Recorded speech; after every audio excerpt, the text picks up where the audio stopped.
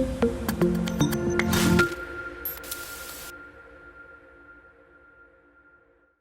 are joined now by Bill Bogdan, who is the Development and Fundraising Committee Chair, and we're talking about the Elizabeth Farrell Society, but first you said you wanted people to really understand who she was and why she's even in this conversation to begin with. Good idea.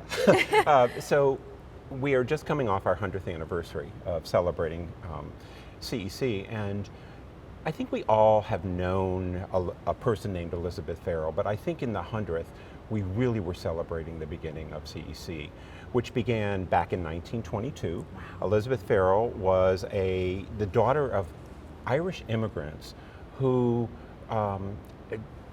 entered into the country in New York and settled in Utica, New York. And she was educated by the Sisters of Charity, and one of the things that was occurring from her parents and her educational system was this deep understanding that you make your life worthy by giving to others.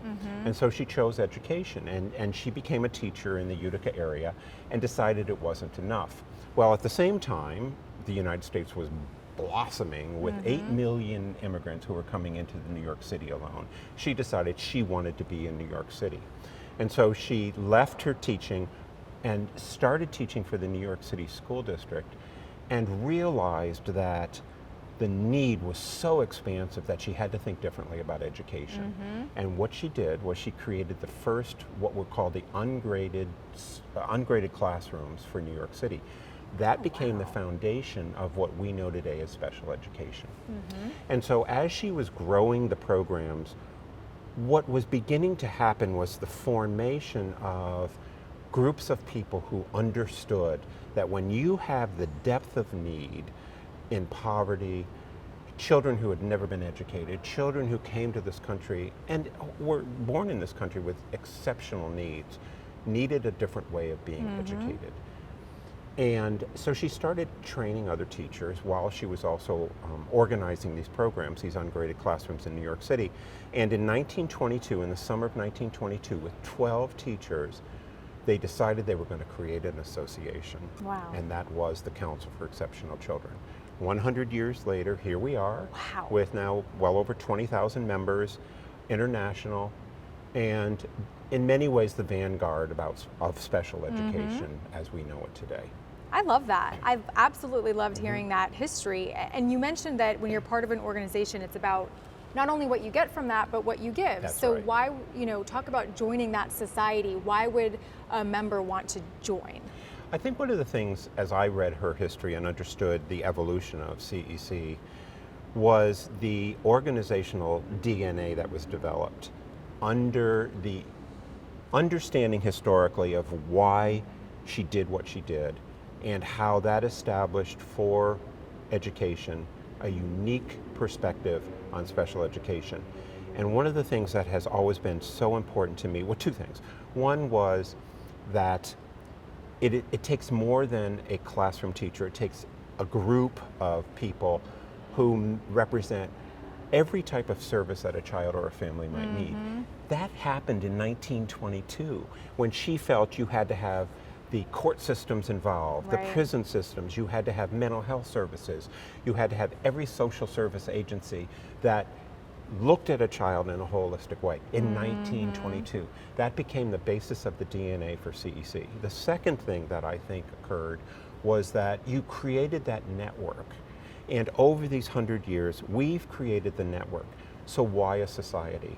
The society is nothing more than a way to carve out the opportunity for any of us to say, we have been gifted so much over our years in our profession that we also have the opportunity to give back. And what better way to give back at 100 years than to consider joining the Elizabeth Farrell Society, which is a recognition of CEC members who want to give back, who, while they're looking to the past, are looking to the forward, and they're leaving their legacy for the future. And it's my obligation and my responsibility to have received so much from this organization to also give back for the future of the organization. Right, and with any advocacy, you need money, you need funding. So how does Talk about the endowments and how that Sure, works. Sure. So if you go to CEC website and you look at the tabs, there's a tab that says donate. And under donate, we have clearly articulated ways that you can give. What is really critical about any dollar that you give is the understanding that my dollar is going to make a difference. Right. These dollars are not going to the organization's administration. They're not going to the overhead of the organization. They are going in many ways to how you choose to use your dollars. And so we set up 5 endowment funds. Those 5 endowments are at the board discretion, but they are driven around the alignment of what we've defined about those endowments in their alignment to the mission and vision of this organization. We have 4 strategic goals. Every single one of these endowments is connected. So when you think about one of the programs that we've offered over the number of years is the Yes I Can program. If you say, I want to donate $25 and that's where I want my money to go, that's where your money will go, and it will support the Student Awards program. We also have the Rising Star Endowment Program, which is, again, understanding our past but looking to the future and advancing those into the profession as rising stars who we think are going to be the leaders in our profession for the time to come. We also have the Advocacy and Public Policy Endowment. One of the roles that CEC plays at the local, state, provincial, national level is the advocacy we do in public policy. CEC is well known for establishing the high bar, establishing the standards of the profession, stating that when we talk about special education, we define excellence. And we define excellence by the public policy that our Congress and our legislators promote. We have a voice in that, and it takes money to do that. We also have what we call the Fund for the Future. So no matter what we know is successful today, we know that we have to look to the future. And we also need support to do that because we built on the history of a visionary leader who said, this is how we see the future. And that's what we are obligated to do also as we think about advancing the education for children and youth with exceptionalities. The other fund is the Diversity Fund. We know well in our profession today that we are at a crossroads as it relates to recruiting people into education, retaining people, and representing in our systems what the population in the community looks like. Diversity is a critical nature of what we do in special education and in CEC, and that's one of the endowment funds that you too can support. So we've talked about the Yes I Can, the Advocacy Fund, the Diversity Fund, the Rising Star Fund, and the Fund for the Future. But if you said, you know, I don't know where it goes, how about we leave it to you?